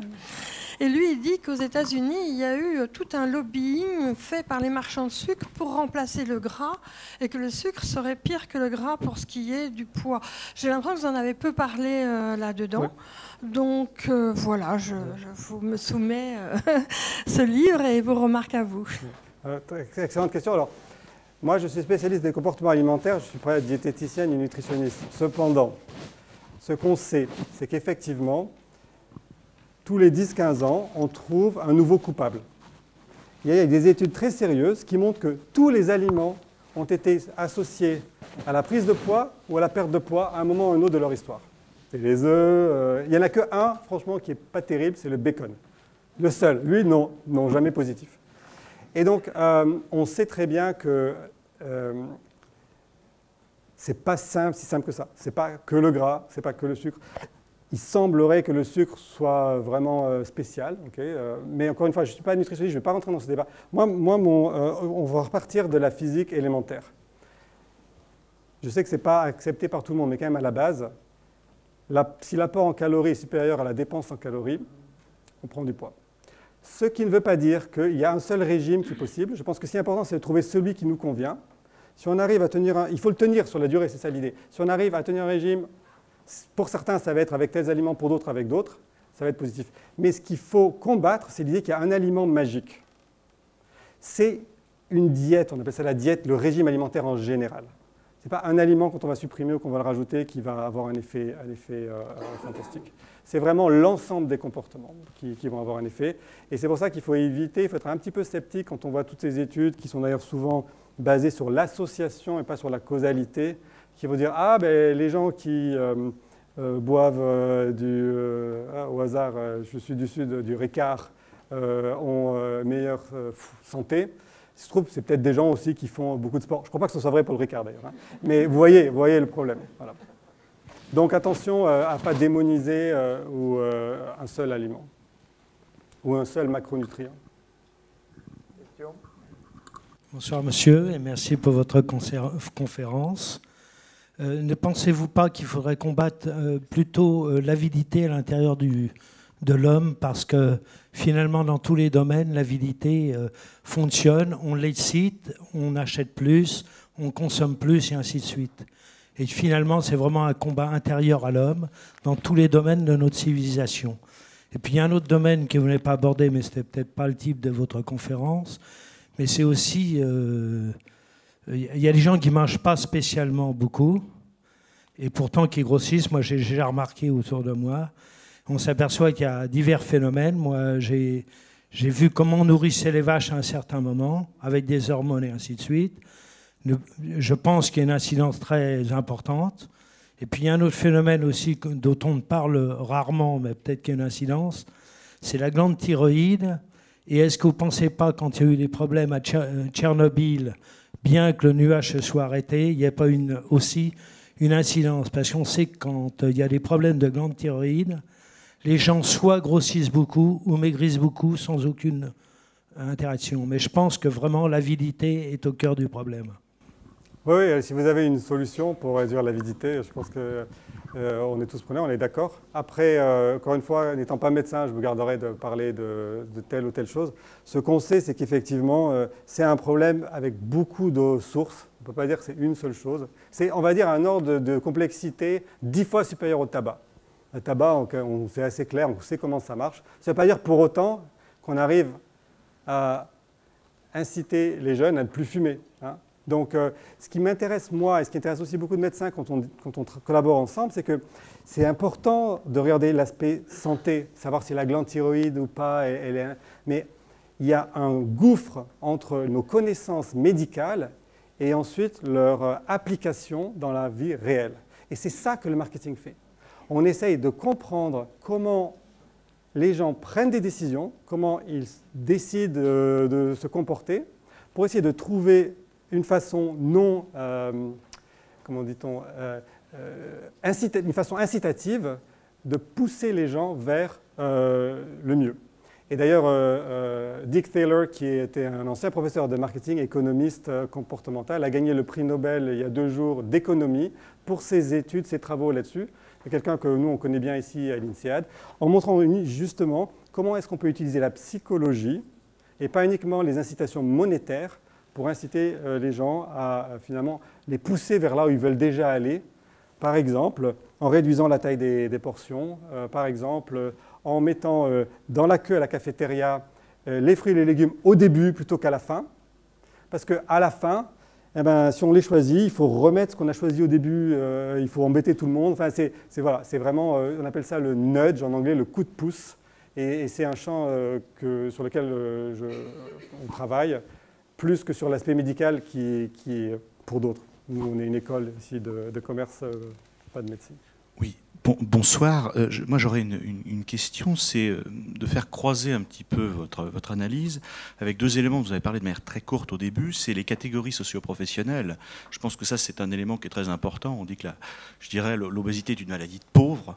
C'est comme quoi le monde a changé. Et puis là, on parle beaucoup de nourriture, si vous me permettez, industrielle. Hein, c'est quand même un élément qui est très important sur des produits industrialisés dans un processus de consommation standardisé. J'aurais juste une remarque à faire, c'est aussi l'importance du cerveau. Là-dedans, je pense qu'il y aurait des éléments à voir en effet avec les neurologues. Le professeur Henri Laborie, qui s'est beaucoup intéressé aux questions justement de neurologie, s'intéressait au fonctionnement du cerveau. Il disait l'homme, il a été fabriqué à un moment de l'histoire, après on peut en discuter, mais il est appelé à vouloir emmagasiner le maximum. Il y a même une certaine angoisse pour certains de ne pas être capable d'emmagasiner. Et on dirait que la société a un effet pavlovien sur les gens, c'est-à-dire qu'ils sont conditionnés à manger de plus en plus parce qu'ils ont une sorte de peur. Voilà, je pose un peu la question. Oui, tout à fait. Alors, mais quand on dit le cerveau a un rôle, évidemment, ce n'est pas automatique, ce n'est pas le bras qui décide tout seul. Et nous, à l'INSEAD, on a des collègues neurologues qui mettent les gens dans le scanner et par exemple qui regardent comment le cerveau répond aux promesses nutritionnelles. Et donc, si le même vin, par exemple, on le présente comme bio ou pas, ou est-ce que finalement, on va avoir des attentes de plaisir différentes et du coup un plaisir ressenti différent, l'effet placebo, ça existe. Donc le cerveau, évidemment. Est-ce que c'est la société qui conditionne? Est-ce que c'est déjà nos gènes? Vaste débat, on ne va pas rentrer là-dedans maintenant. Et effectivement, les catégories socio-professionnelles, évidemment.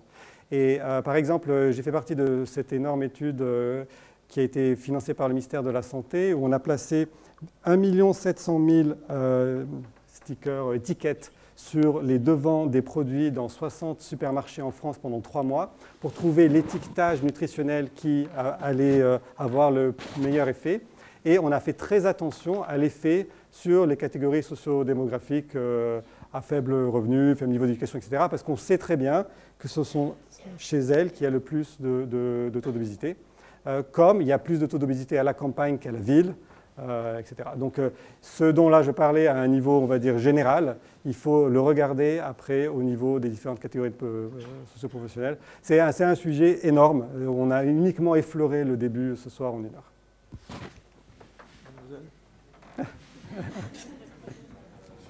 Pourquoi quand les gens font un régime, après ils reprennent leur poids et des fois ils reprennent encore plus de poids qu'ils avaient avant? Ah, c'est une bonne question. En fait, d'une part, c'est très difficile de suivre le régime longtemps. Même moi, j'y arrive pendant 10 minutes, mais après, c'est plus compliqué. Et il y a ensuite un aspect assez peu compris, mais bien connu du métabolisme, qui fait que lorsqu'on a atteint un certain poids, ça devient un poids de référence, et que le corps, on va dire, pour faire simple, va se battre contre la perte de poids, et va par exemple fonctionner de manière plus efficace. Et donc par exemple, si on a pris beaucoup de poids et qu'ensuite on essaye de le perdre, le corps va emmagasiner les calories et va les brûler moins, ce qui fait que ça va être 2 fois plus difficile de le perdre.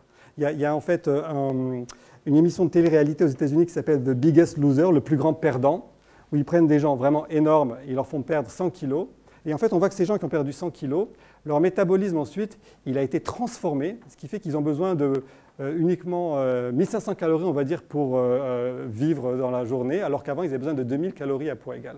Donc il y a vraiment comme si le corps se souvenait de ce niveau qu'il avait atteint de poids, et qu'en temps de famine, il se rebelle et il nous rend la tâche encore plus difficile. C'est pour ça que vraiment, on sait tous que la solution, c'est d'éviter de trop prendre de poids.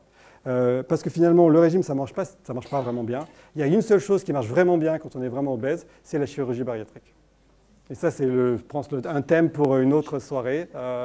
Mais c'est le scalpel, c'est ça qui marche. Et d'ailleurs, ça ne marche pas forcément pour les raisons qu'on le croit. Ce n'est pas simplement parce qu'on mange moins, c'est parce que ça change la flore intestinale, ça change les bactéries. Et ce sont ces bactéries qui, finalement, décident de nos goûts. C'est incroyable. On fait une étude d'ailleurs chez des patients obèses qui ont, avant et après la chirurgie bariatrique. Avant, on va dire, ils étaient obnubilés par la nourriture. Après, désintérêt total. Ce n'est pas simplement qu'ils ne peuvent plus avaler plus de 20 centilitres, c'est que vraiment, ça ne les intéresse plus. Et ça, c'est vraiment lié, on pense, à la composition de tous ces microbes qu'on a dans l'estomac, etc., qui a été perturbé et changé par la chirurgie bariatrique. C'est fascinant, c'est un autre sujet pour une autre fois. Encore une question.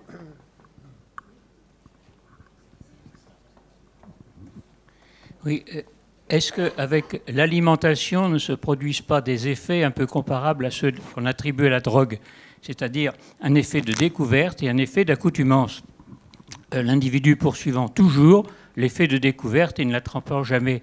En ce qui concerne le sucre, je crois qu'au début du XXe siècle, on en consommait 10 fois moins qu'aujourd'hui.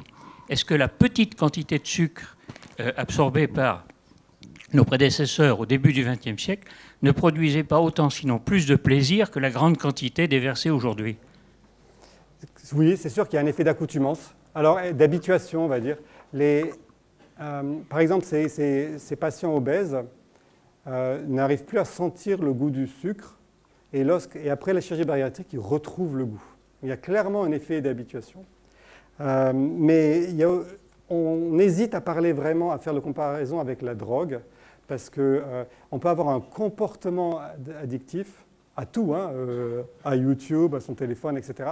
Mais ça ne veut pas dire que tous les mécanismes sont réellement les mêmes. L'idée qui est vraiment le sevrage et l'addiction à l'alimentation, comme ça l'est à la drogue, c'est assez controversé finalement. Mais enfin, sans aller jusque-là, on peut dire que clairement on s'habitue. Et que plus on rajoute la poudre chocolatée le matin au petit déjeuner, n'est-ce pas Marie, plus finalement on s'habitue et plus on veut en rajouter plus pour avoir un goût plus fort. Ça c'est un phénomène d'accoutumance bien connu qui est tout à fait réel. Pas d'autres questions? Pas d'autres questions? Moi je vais demander...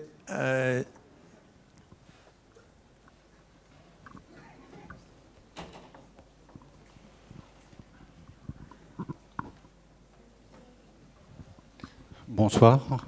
Vous avez parlé des packaging, des contenants. Moi, ce que je voulais savoir, c'est est-ce qu'il y a une influence des couleurs sur l'alimentation, c'est-à-dire que ce soit au niveau du packaging ou que ce soit directement des produits que l'on mange?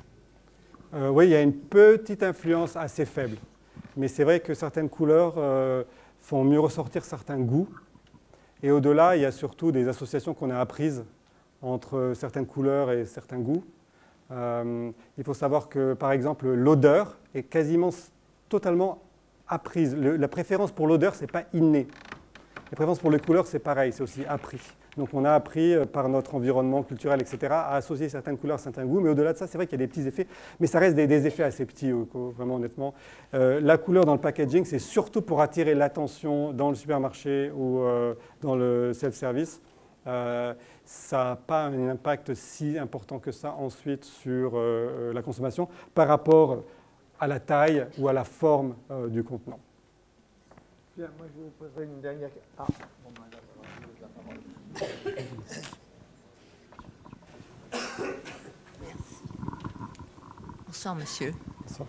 Vous nous avez fait un peu peur avec vos observations basées sur ce qui se passe aux États-Unis.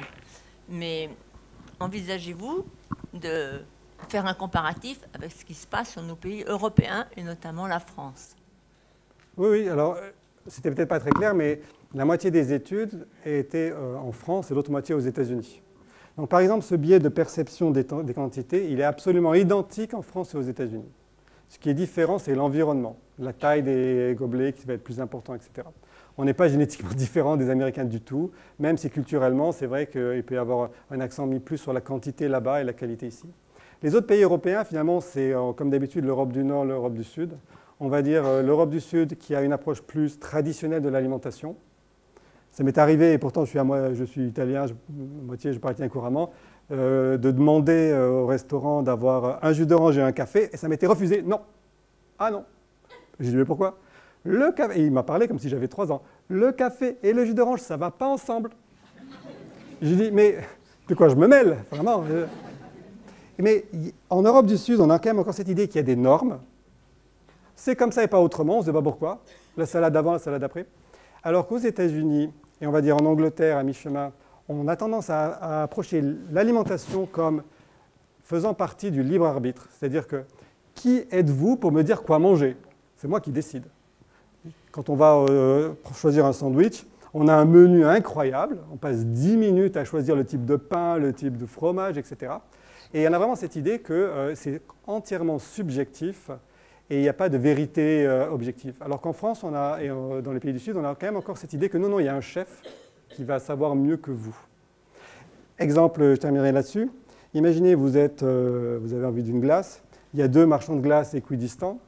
Et on pose la question à la fois en France et aux États-Unis. Il y a un marchand de glace où il y a 54 variétés. Et il y en a un où il y a 8 variétés choisies, spécialement par le chef glacier. Les Américains vont tous aller là où il y en a 54, même si finalement ils vont juste prendre vanille chocolat. Les Français ont plus tendance à dire « Ah, je vais aller là parce que, objectivement, je crois qu'il y a une connaissance, une expertise supplémentaire. » Et de la même façon qu'en France, on mange plus ensemble, et que les Américains vont dire, avant d'inviter quelqu'un aux États-Unis, il faut s'enquérir de leur goût, de leur régime et de leurs préférences. Hors de question de faire manger du poulet. Et en plus, c'est compliqué. Les régimes sont devenus... il n'y a pas simplement végétarien, végétalien, etc. Il y a les régimes... Vous connaissez peut-être Paul Pécétarien. Je mange que des légumes et du poulet et du poisson. Il y a le régime pécétarien, je mange que des poissons. Dans le Silicon Valley, ils ont inventé le régime pécétarien. Je mange que du poisson qui mange du poisson. Voilà. Alors qu'en France, vous venez manger chez moi, vous mangez ce que j'ai préparé. Ça s'appelle la commensalité, on mange tous ensemble. Et ça a des vertus énormes, qui est le fait de déjà arrêter un peu les extrêmes, ces genres de choses bizarres, mais aussi le fait de manger, de partager le repas. Étymologiquement, le mot compagnon vient du latin cum pane. Le compagnon, c'est quelqu'un avec qui on partage le pain. Et le fait de partager le pain avec quelqu'un resserre les liens sociaux et a tout un ensemble de bénéfices insoupçonnés. Et donc finalement, encore une fois, je reste là-dessus. J'espère pas vous avoir fait trop peur quand même, puisque je vous dis encore une fois, ce n'est pas si compliqué. On revient aux recettes d'antan. Et même si on les trouve un peu bizarres, elles sont là pour nous aider, elles nous aident. Parce que si on n'a pas de bornes et pas de normes, on est perdu. Peut-être qu'on va conclure là-dessus. Une dernière petite question, bien. Comment peut-on faire pour que la connaissance que tu as développée sur les comportements alimentaires, sur la multicausalité de ces comportements, soit utilisée par l'industrie ou par le législateur pour essayer de réduire les conséquences néfastes de l'obésité? Comment passer de la recherche et des résultats que tu as obtenus à l'action dans l'entreprise et aussi peut-être dans ceux qui font les règlements pour que micro. On ait un peu moins d'obèses. Non, mais c'est là que, par exemple, une école comme l'INSEAD, c'est un peu notre objectif. Le leitmotiv de l'INSEAD, c'est que le business peut être source de progrès. Pas toujours, évidemment, on n'est pas 100% naïf. Clairement, les objectifs commerciaux et les objectifs de santé publique souvent s'opposent, mais pas toujours. Et moi, ce que je dis aux industriels agroalimentaires, c'est que je leur dis par exemple, regardez, vous agissez comme si vous étiez dans l'industrie de l'énergie, comme si vous étiez Total, et vous vendez des calories à moindre coût. Or, vous devriez être dans le marché du plaisir. Et comme le plaisir va avec les petites quantités, il y a une stratégie gagnante-gagnante qui est de réduire les tailles de portions, inciter les consommateurs à mettre l'accent sur le plaisir plus que sur le prix, la valeur, etc. Et ce faisant, gagner plus en vendant moins. Et même Coca-Cola commence à en arriver. Ça passe par quelque chose de très, très basique. Comment est-ce qu'on mesure la performance de l'entreprise? Si on la mesure par le volume, les millions d'hectolitres de Coca vendus, eh bien on va faire du volume. Si on la mesure par le nombre de transactions, le nombre de bouteilles vendues, mais finalement, au lieu de vendre des bouteilles de 3 litres, on va vendre des bouteilles de 19 centilitres. Et en fait, vous savez quoi? Souvent, Coca-Cola gagne plus d'argent sur une petite petite bouteille de 19 centilitres que sur une énorme bouteille de 3 litres sur laquelle ils se battent à mort sur les prix. Donc je crois que l'industrie a compris. Elle a compris que de toute façon, si elle ne fait rien, elle va devenir comme l'industrie du tabac, avec des procès, etc. Et puis même, vraiment fondamentalement, les gens que je rencontre dans l'industrie agroalimentaire, ils sont comme vous et moi. Ils ont envie, évidemment, que leur industrie prospère, mais ils ne sont pas là pour nous faire grossir. Et ils en ont marre qu'on leur dise qu'ils sont des empoisonneurs. Ils ont envie d'être les good guys, les gens bien. Et donc, il y a vraiment une soif et un désir énorme dans l'industrie, notamment chez les distributeurs. Par exemple, les distributeurs, Carrefour et autres, adoreraient vendre plus de fruits et légumes. Vous savez pourquoi? Parce qu'ils en jettent plein. C'est embêtant. Et les sociétés, la Sodexo, etc., voudraient nous faire manger mieux, parce que leurs clients, c'est les entreprises. Et si on a un employé qui mange mieux, on a un employé plus productif, plus heureux, etc. Donc c'est faux de croire qu'il y a des gens qui veulent nous engraisser, parce que c'est vraiment, c'est pas monolithe, et je pense qu'il y a vraiment une prise de conscience, pas chez tous, mais chez certains, qu'il faut trouver une solution. Merci Pierre. Merci. Merci beaucoup.